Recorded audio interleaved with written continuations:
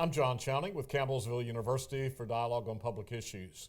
In 2020, the voters in Kentucky and the United States will be facing some major elections and electoral choices with President of the United States, congressional and Senate candidates across the country.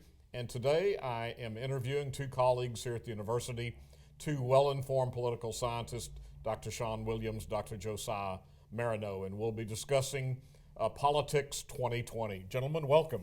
Thank you, sir. How's everything going with the two of you?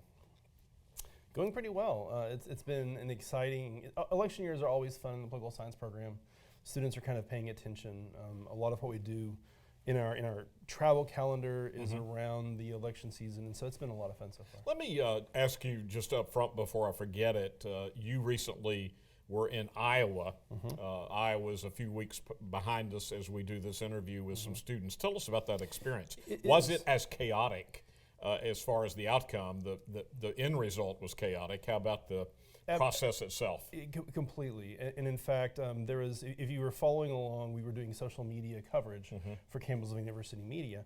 And for people who are following along back home on Twitter or on Facebook, we were about 15 minutes into it before the students started tweeting and reporting that this is turning into be kind of chaotic. And we had actually shared a screenshot of some internal conversations we were having discussing how the entire process was descending into chaos. And we were covering about 10 precincts on the eastern part of the state.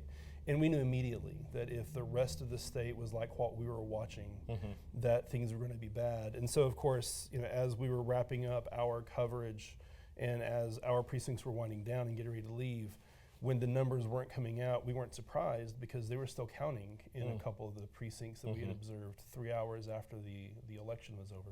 So, yeah, it was exactly what we were expecting. Dr. Marineau, welcome as well. I cut you right off at the beginning there to ask Dr. Williams about Iowa, but welcome. How are things going with you this spring semester? The spring is always a fun time for me, especially this year with so much going on in American politics. Of course, we have the Democratic primary process that's underway. We've just seen the conclusion of the impeachment process for the president. So several historical things have happened that I think we'll be digesting for a long time. You think the chaos in Iowa has pretty well sealed the fact that Iowa will no longer be the first in the series of presidential nominating processes? Well, for Iowa to move, it would have to decide to move. So it would be up to the Iowa Democratic Party. Now, there might be a lot of pressure from the National Democratic Party to get it to either take on more professional Democratic party workers to help manage the process. I don't think Iowa will willingly want to give up its slot as the first in the nation. Do you think we're seeing the demise of the caucus in general versus and maybe more pressure to move for Iowa and maybe even other states to move to a primary system? I think we'll have to see. I don't think we can say yet. I think Iowa likes its caucus system because it's had it for quite a long time. But we also need to remember that it's only been 1972. That was the first election at which Iowa was the first. So it's not unthinkable that Iowa loses its primary position. And you can imagine some kind of negotiation where Iowa either gets to keep its caucuses but loses its primary position, or it keeps its primary position and loses its caucuses. If I had to place a bet, Maine is currently experimenting with something called rank order balloting, where rather than saying this is my choice, you rank your candidates in order. The outcome is very similar to what the Iowa caucus system does, but you vote more traditionally using a ballot. My bet is Iowa will say we'll go to something like ranked order voting, so they can keep their primary position, but they'd have to abandon the caucus as we know it, which is unfortunate because it's the most democratic exercise in America. It's just there's no way to do it and get it correct. You were there, obviously, and experienced it, and you and the students, but it seemed from a distance it was just overly complicated. It was hard to follow, hard to understand, and I'm a fairly astute student just from 40 plus years of living, breathing, studying politics, and it just seemed very complicated. The problem with the nomination process for both political parties, but especially the Democratic Party, is the nominee is not the most popular candidate, and that's how most people understand democracy. Rather, it's the person who can accumulate delegates at the state level, after they've been accumulated at the county level, after they've been aggregated from the precinct level. That entire process is messy. It's just been hidden from view until 2016, when the Sanders and Clinton campaign sort of brought to light some of the messiness around the convention system in general, and the caucus system in particular, and trying to make it work with that kind of sunlight being shown on it. It just doesn't work now the way that it would have in 1972, where most of that was kept behind closed doors. To both of you, starting with Dr. Marineau, how would you describe the state of American politics in 2020? Well, I think it's as divided as it's been in a long time, since maybe at least the 1960s. One might even maybe make an argument for the 1850s. But it's very divided. You're either on one side or the other, and if you're in the middle, people look at you with a little bit of suspicion, it seems. They want to know which side you're leaning towards. I think a lot of things have been driving this, partly due to demographic trends. And what we're seeing is a sorting within the parties, where it's increasingly the case that white voters tend to vote for the Republicans, whereas the Democratic Party tends to be the party of minorities and the more highly educated. And I think that's really contributing to the division that we're seeing, and it's making it harder and harder to find those centrist politicians that we used to have in greater number. That's affecting the public policy process too, is it not? Legislatively as well as in the executive branch. It makes it like right now we have divided government, where we have a Democratic House, a Republican Senate, and of course a Republican presidency. So it makes it so that whatever comes out of the House is automatically dead in the water as soon as it hits the Senate. And the Senate's not considering any of the bills coming out of the House, and vice versa. If something were to somehow pass both chambers, it'd have to get past a Republican president who's very willing to issue a veto on things that do not follow his policy ideas. And then they're not the numbers in either legislative body to override that veto. Exactly. Yeah. Dr. Williams, same question. Yeah, I think Dr. Marineau is spot on. We're experiencing a period, this isn't my term, but you could call it purity politics if you wanted to, where between the parties there's a sense that you have to be pure as compared to the other side. But even within the parties, when you look at the divisions in the Republican, but especially the Democratic Party, there's very little tolerance for disagreement or disbelief. And if you aren't properly in line with what we consider to be the truth, we're attacking you or ostracizing you, even if you would have been an ally 20 or 30 years ago. It's making traditional politics, as we understand it, difficult for all the reasons Dr. Marineau described. Related question, the state of the two political parties. And we've seen this change. Some would say the demise of the political parties. It's not new. It's been going on for some time, for a few decades. But how would you describe the state of the political party, particularly at the national level, both parties? Dr. Williams. Yeah, I think you've seen this national trend, and it started in the 1960s, but really picked up speed with the 1970s and 1980s. A trend towards creating an ideological camp that you're not allowed any wiggle room within the camp, that clearly defines who you are, and that's national in nature. So you don't have the Southern Democrats versus the Progressive Democrats, or the Progressive Republicans versus the Western Republicans. Those traditional rifts within the party that were tolerated by the party are largely no longer allowed. And so part of politics is as much about fratricide as it is about trying to sort out which party people might want to choose between, which makes things kind of difficult. Dr. Marineau? I see two separate trends going on. Okay. What's happening in the Republicans is it's increasingly identifying itself with the policies of President Trump. Yes. President Trump, I wouldn't describe as a modern conservative in the vein of a Ronald Reagan, who was interested in balancing the budget, cutting taxes. Although President Trump did do that. He is he's a self-described economic nationalist. He's more comfortable with tariffs and things that go against prescriptions for free trade, which have traditionally been a more conservative Republican policy. So the Republicans are increasingly defined, at least at the national level, by adherence to President Trump's preferred policies.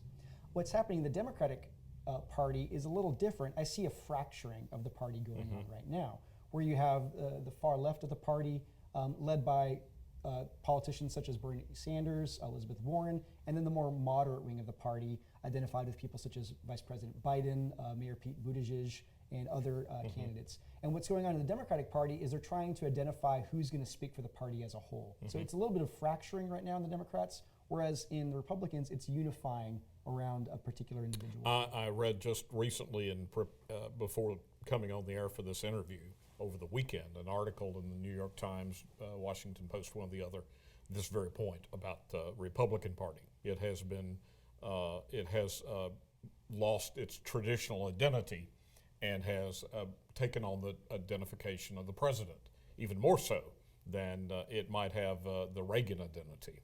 You know, up until Trump, since the 80s, the Republican Party, if it had a personality, it would have been Ronald Reagan, certainly, and would have been the father of the modern conservative Republican Party. But that's changed, as you have just said.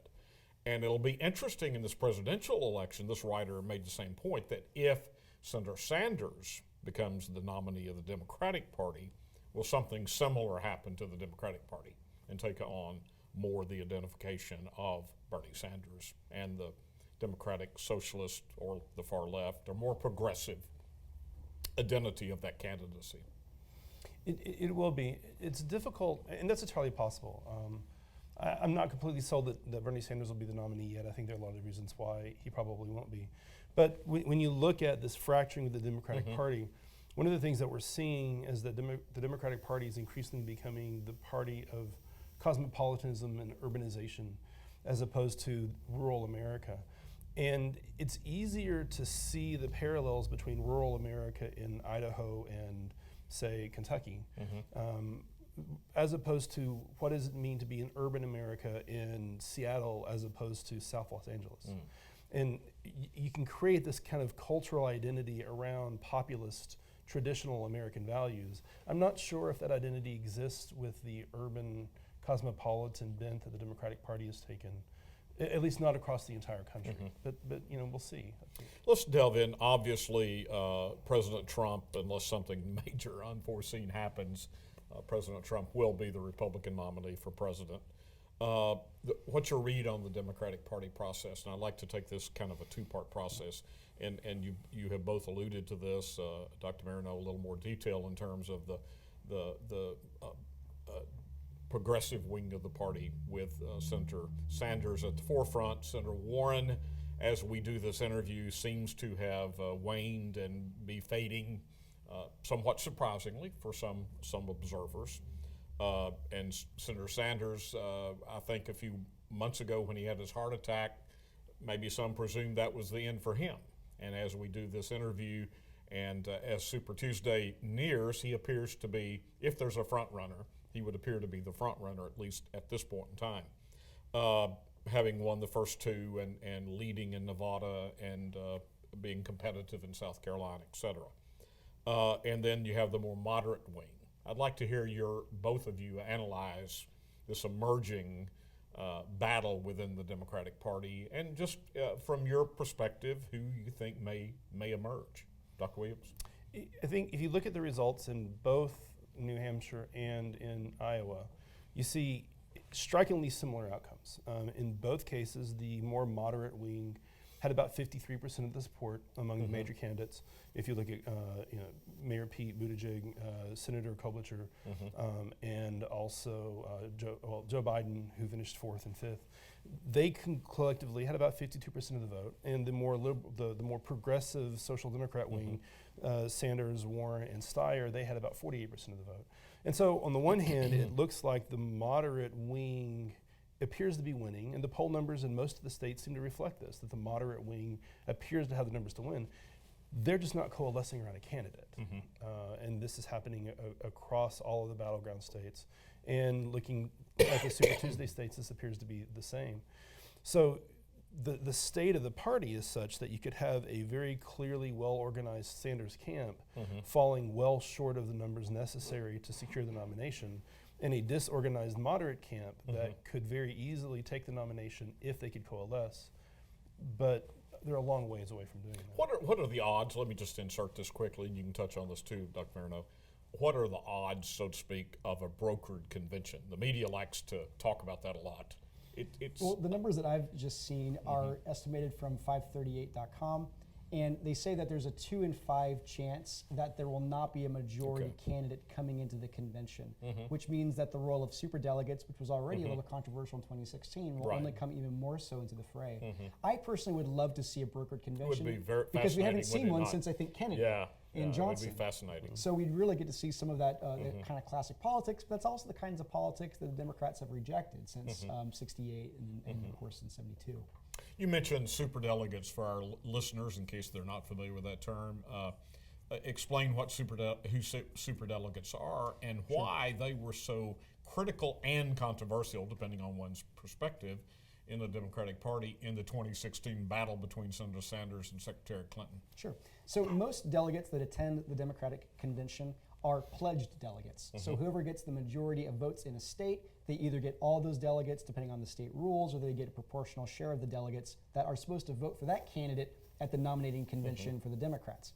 Superdelegates are individuals because of their prestige in the party, such as the chair of the Democratic National Party. They can choose whom to vote for and are not pledged. Now, certain groups such as the Congressional Black Caucus like the role of the superdelegates because it allows them to ensure that they have a say at the actual convention.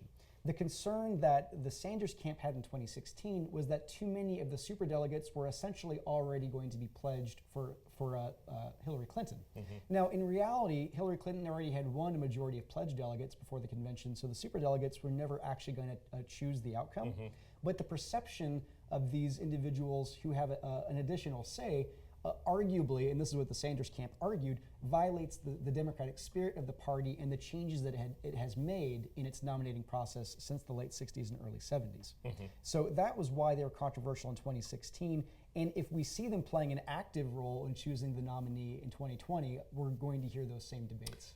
My understanding is they may not be allowed to vote on the first ballot, and they would only be allowed to vote if there's a brokered convention. That's absolutely correct. Yeah, one of the resolutions to this conflict, because a similar thing had happened between Obama and Clinton in 2008. It's just that Obama was able to get enough pledged delegates to overwhelm her superdelegate support in 2008. So one of the things that the Democratic Party has said is that in the first round of balloting, pledged delegates must vote the way they have been instructed to by their home states, and that only their votes will count towards the outcome. So if someone goes into the convention with a clear majority, they're guaranteed to win regardless of superdelegate support. After the first round of voting, though, the pledged delegates become unpledged delegates. They can vote for whomever they want to. The superdelegates can vote for whomever they want to. And you have 4,700 independent actors who essentially get to in each successive round of voting, can change their allegiances based upon whatever offers can be made. That would be a fascinating process to watch. Absolutely. It would be, we could write a lot of books would be written later, and lots of political comment would be shared in those wee hours of the morning. Probably a very lengthy process. This is probably something that would take a couple of days to and resolve. probably very divisive and very controversial. And it would only accentuate this fracturing between the moderates and the progressives. Indeed, and I would presume that probably whichever, and this is purely speculation, but pressure would be had upon the winning candidate to choose a running mate from the losing faction, or maybe even the losing candidate, to unite the party, much as Kennedy did in picking Johnson. And as we know, Johnson was not the choice of Bobby Kennedy or many of the others within the Kennedy camp, but JFK himself saw the benefit of bringing Johnson onto the ticket. And one important point with this is one of the concerns is that all of the Democratic frontrunners as of right now are all white men. And this is in a party that's increasingly diverse racially and ethnically.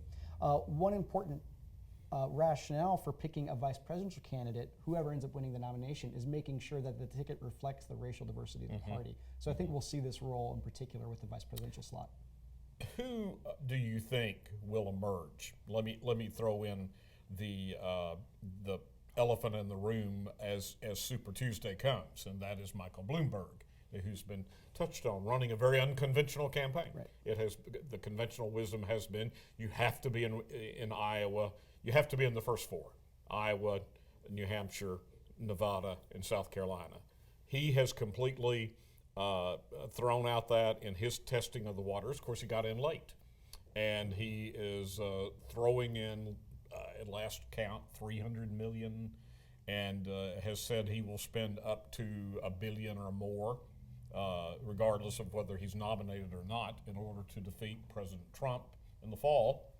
But to the point, Bloomberg appears to be gaining in the polls as we do this interview. Do you think he will become a major contender as we move into Super Tuesday, and with the apparent weakness of Vice President Biden, particularly, with and maybe Senator Klobuchar and Mayor Pete having, some would say, reached their pinnacles, and their inability, Mayor Pete's apparent weakness in reaching the minority community. He's having trouble breaking in, which is essential, as you just said. And that's Biden's last strength in South Carolina. Any chance he has is based on his support in the black community. But the polls show that Steyer and Tom Steyer and Bloomberg are gaining in the black community, African American vote. Comment on that. Bloomberg's chances is essentially the question. Well, I think one of Bloomberg's obstacles is he's running against at least 3 other moderates as of right now who are trying to share the same kind of space. And so they're competing over essentially the same pool of voters. So it's going to be harder for any one of them now to emerge as a front runner, because again, they're competing over the same, about 53%, as Dr. Williams mentioned. Another factor that we'll see how it plays out is Mayor Bloomberg's recent comments from 2015 about the stop and frisk policies, which many find to be the policy was controversial and his comments about it were controversial. That might hamper his efforts of outreach among minority voters. So we'll have to see. Some people take it, some people think that we need to have 2 New Yorkers running for the presidency. Obviously, President Trump is also from New York. That doesn't seem to bother Mayor Bloomberg. So, well, I guess we'll have to see. But his strategy of waiting actually reminds me of Bobby Kennedy in '68, who entered the race late. Good point. Won California. Obviously, we'll never know how well he would have done, but he did win California after delaying his entry to the race. And he took steam out of the Gene McCarthy campaign. Very definitely. The rule had always been you had to participate in the first 3 or 4, because most of the big money would wait to see how you could do electorally in the small states. And then the money would jump in, and you'd stay in the primary as long as you had the money to participate. What's broken right now about the political system is that there's so much money that there's no incentive for a Sanders to get out, or a Biden to get out, or a Buttigieg or Warren to get out. They have enough money in their coffers they can continue to run. Bloomberg could run forever, as long as he wants to. So I think essentially Bloomberg stays in the race until it becomes clear that there's not going to be a brokered convention. As long as there is any doubt around that, he's going to be a contender. And if we go to a brokered convention, because he will have essentially bought all of his own delegates, and therefore doesn't owe allegiances to any campaign contributors, he basically becomes kingmaker. He may not be president, but he may gets to be able to pick who the Democratic nominee is going to be.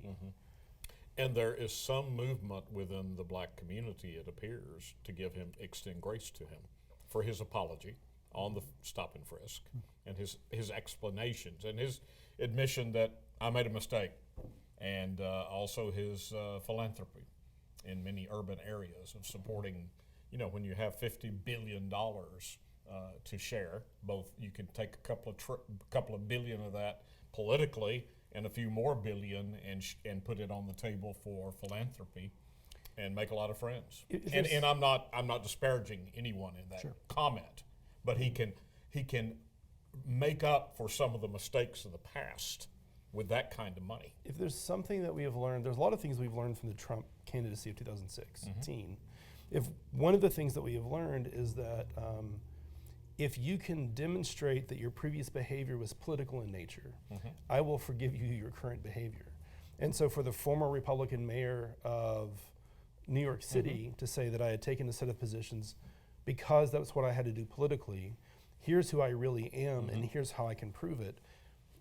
People forgave Trump, and people forgiving. Wouldn't it be fascinating from a political science standpoint to be teaching next fall if you had Donald Trump and Michael Bloomberg running? First of all, you have both of them have spent most of their lives in other parties, supporting candidates of all persuasions and ideologies. Bloomberg was a 3-term Republican office holder, then became an independent, now Democrat. Donald Trump was a liberal Democrat, supported the Clintons, supported mainly, and if I offend any of his current supporters, I would just point out the facts of the record. I'm not being critical, just stating fact. Both of these gentlemen, both of whom have their strengths and their past records of philanthropy and so on. But my point is, it's just like they're switching of loyalties and so forth. And it would be an amazing, interesting, fascinating, with all the rules, traditional rules, out the window. Absolutely. I think it'll be interesting to teach in 2020. It may even be more interesting to be a historian in 2030. Good point. Looking Good point. back with 10 years of history and trying to explain the party realignment process and the cultural realignment process Yes. that we're seeing in America. Good right or now. bad, we are in my opinion, a major period of realignment in this country. Absolutely. Politically, culturally, and otherwise. Yep. What I would love to know if I was a historian in 2030 is I think we can see the trajectory of the Democratic Party and where it's heading. It's heading towards embracing diversity. It's negotiating which side of the party is going to be dominant, but we see where it's going. What I want to know is if in 2020 Donald Trump does not win re-election, where does the Republican Party go? It's so far increasingly defined itself through its adherence and support of President Trump's policies. If he's no longer the party's standard bearer, what takes that place? Does it try to go back to being the party of Reagan? Does it become the party of a new candidate? It's a good question. And the reason why I like your question is that's going to be interesting if he loses in 2020. It's going to be reality in 2024. Yeah. Very interesting question, and I've even had a couple of Republicans remark to me, was Mitt Romney's vote in part just a strategy to stake his claim in a post-Trump Republican Party? I have no idea. I'm not privy to Mitt Romney's decision making, but interesting question posed by just a couple of local Republican observers. Real quickly, we're about out of time, I think, but we have a Senate race here in Kentucky. Majority Leader, U.S. Senator Mitch McConnell, his likely opponent, Amy McGrath. No offense intended there. How will that race go, do you think? Well, Senator McConnell's approval ratings have gone down over time, but we also know that he is a fighter, and he will never give up easily. So I think it's going to be a very close race, and I think it's going to maybe be messy at times. But who wins, I think, is anyone's guess at this Both point. candidates will be well financed. Sure. She got off to a little bit of a rough start, trying to appeal to the Trump campaign, or Trump making some comments that were not pro-Trump, but intended not to, and got herself into some difficulty even within her own party. But that will be an interesting race. She's trying to win the race. Yeah. And arguably, when she ran in the House, she was trying too hard to be a loyalist to our party. Right. Gentlemen, we'll have to do this again because this is going to be a fascinating political year. Thank you very much, Dr. Shawn Williams, Dr. Josiah Marineau. This is John Chowning for Dialogue on Public Issues. Thank you for being with us.